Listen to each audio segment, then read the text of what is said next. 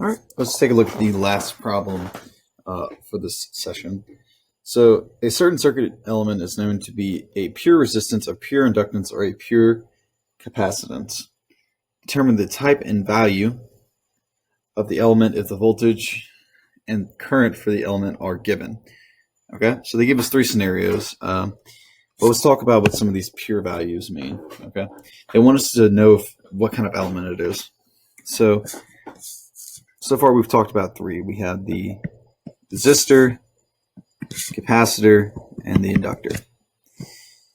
And like we had said,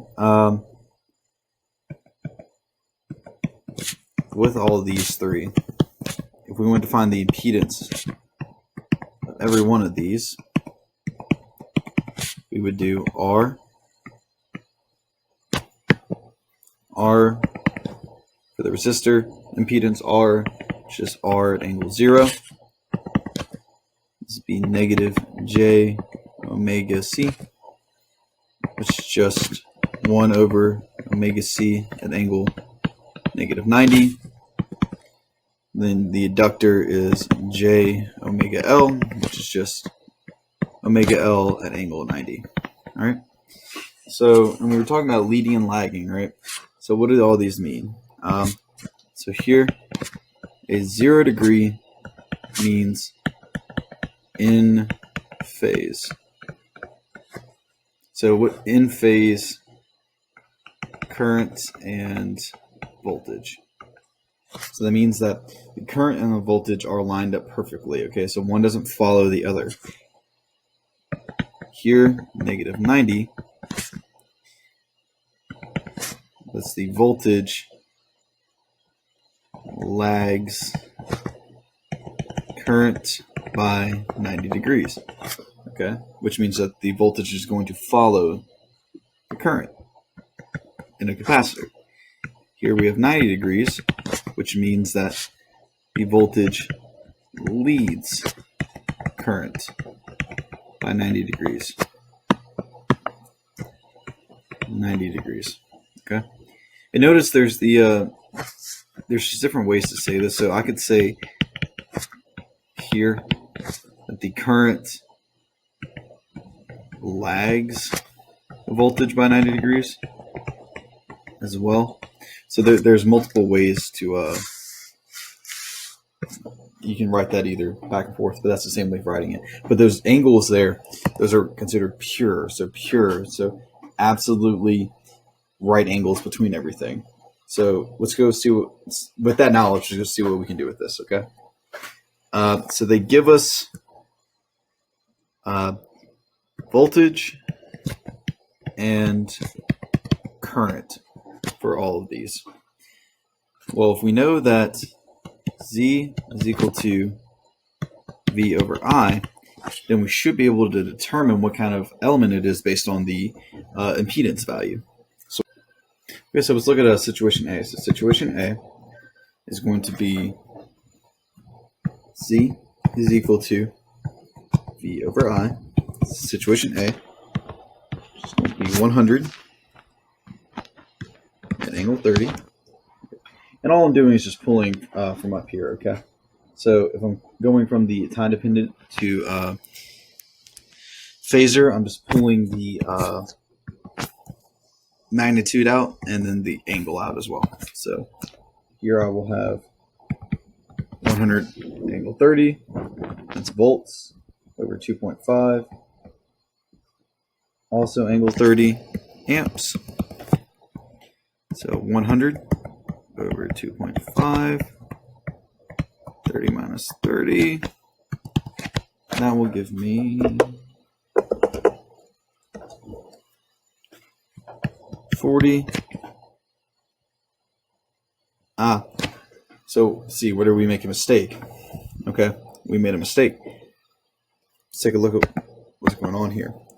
So this isn't correct due to the fact that this is in cosine and that's in sine.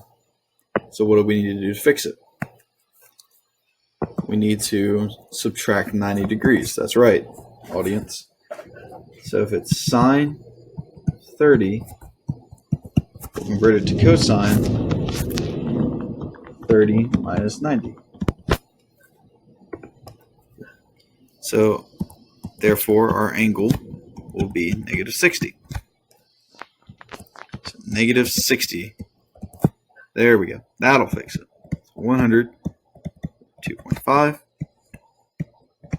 30 minus negative 60. That'll give us 40 at an angle 90 degrees. So if it's at angle 90 degrees, that matches up with our inductor. So therefore,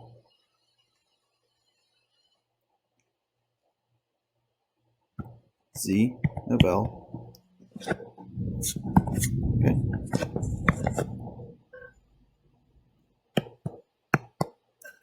Then they want us to find the value. So if we go and find the value, we know Z of L is equal to J omega L. Therefore, we can say that 40 at angle 90 degrees is equal to J. Omega was 200 radians a second. And looks like I'm about to lose power, but you know what? We're going to keep trucking. Okay. Then L right there. And we know that J is equal to 90 degrees. So that and that will cancel out. Therefore, L is equal to 40 divided by 200. Which is 0.2 henries. So that is our inductor value. Okay. Let's look at case B. So case B, we have Z is equal to, let's go and check, make sure we don't have any signs in here. We do. All right, there, got a sign. So, easy fix, we'll just do 100, 30 minus 90, we'll divide it by I, so 4, and then that's cosine, so just leave that 30 right there. And I'm just pulling all these values from in here, so you can pause the video and copy those down or whatever you need to do. But this would be 100 over 4, negative 60 minus 30, so 25 at an angle negative 90 degrees. And let's go and take a look at what that looks like up here. Looks like we have negative 90 for the capacitor. So therefore, this is a capacitor. Now to find the capacitor value, we know it's going to be negative J over omega C. So therefore, 25 negative 90 is equal to negative J over omega C. And we know that negative J is equal to negative 90 degrees. So we know that that will cancel. Therefore, C will equal multiply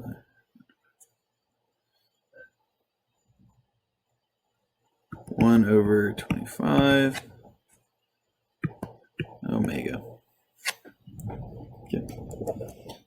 25 times, and our omega was 200. Inverse that. We'll get 0.0002.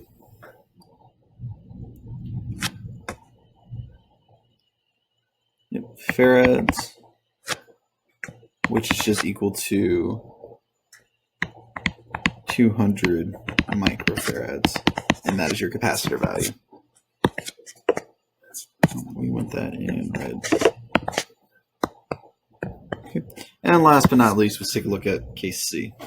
So case C.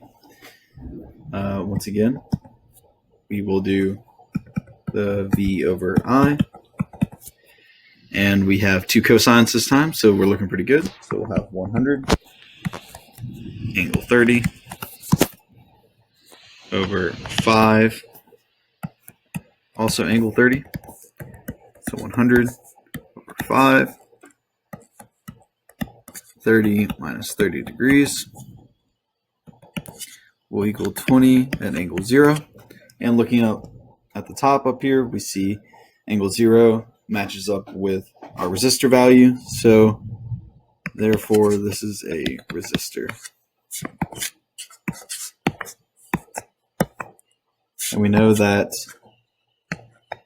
Z of R is just equal to R at angle 0, which is just 20 at angle 0. These two will cancel out. So resistor is equal to 20 ohms. All right. And that will conclude our impedance session. If you have any questions, feel free to email me, join my office hours, send me in whatever you got to do. Stay safe out there, wash your hands, and I'll see you in the next video. Peace.